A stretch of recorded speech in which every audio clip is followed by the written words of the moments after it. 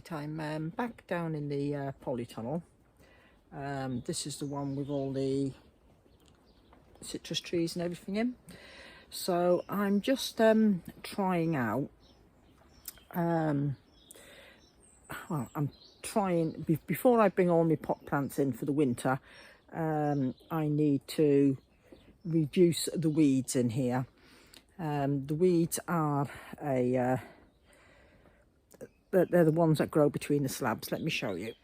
Right, it's all of these ones. Now these, when you touch them, the little pods fly everywhere with the seeds in, and I end up with beds full of the stuff. Now they're between all the cracks in the slabs here, going all the way down the polytunnel.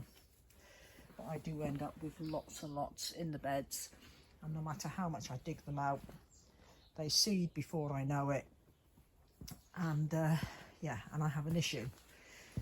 I don't like using weed killers. I've tried boiling water, and you know, many other things, and just keep, you know, trying to keep on top of digging them out, but they do sort of tend to get away from you. So I thought I'd have a go with my gas powered weed wand. So, and I thought if I just burn them away, burn the seed pods, then I'm less likely to have an issue. So this is one strip I've done, and of course it means I can actually burn any seeds right down in the slabs as well. I'm not so worried about all these big ones because they're easy enough to get out, but it's these little things. Once they flower, they get their seed pods, the pod explodes and the seeds just go everywhere. So that is what I'm doing today. So let me get it fired up and I'll show you. Right, let's turn on the gas.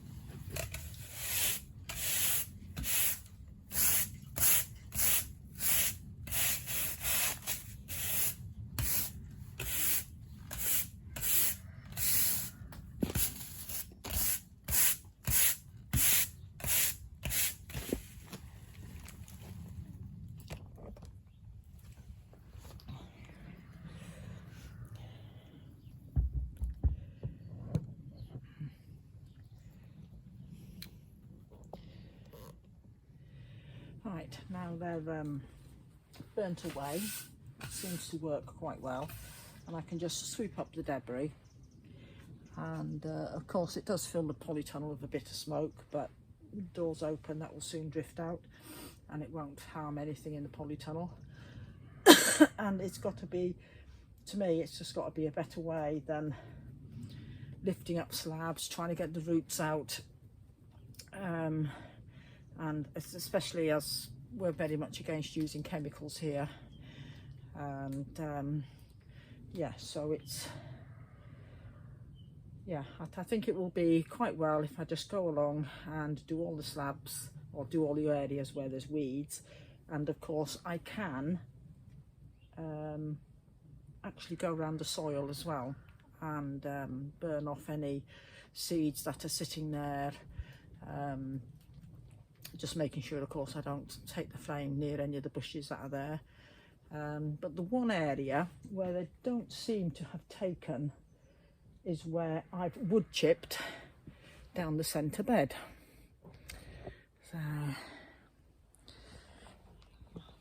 the centre bed here, where all the citrus trees are, I don't seem to have a problem with that weed, but all the other beds I do. So I might just wood chip. What I will do once I've got them clear of weeds, there's no point in wood chipping on top, but once I've got them clear, I will wood chip all the beds in here with a nice thick depth, a good few inches. We've got plenty of wood chip because we chip all our own up when we take, we do logging, etc. And yeah, and hopefully that will try and eradicate some of the weeds and reduce the workload, which will be good. And of course the other things I've got to get done in here, as well as getting the weeding done, get the netting down to let more light in, get rid of the old insect traps, have a general tidy up, and once all that's done, give the polytunnel a wash down. Once it's washed down, then I'm going to do some sort of insulation in here to try and give these plants some protection for winter. So, and then that will be this polytunnel done. The big new polytunnel doesn't need insulating and doesn't really need any protection. The far end one, of course, I shall put the same protection up that we had last winter. And again, I've got to take the shade netting down off it and give it a wash. So lots to do. And yeah, so but if anybody's got any hints or tips on dealing with these weeds and preventing them from seeding everywhere, then drop them in the comments below. I'd be more than interested, but like I say, it has to be an organic method and it has to be chemical free. So that is that's what I'm up to today.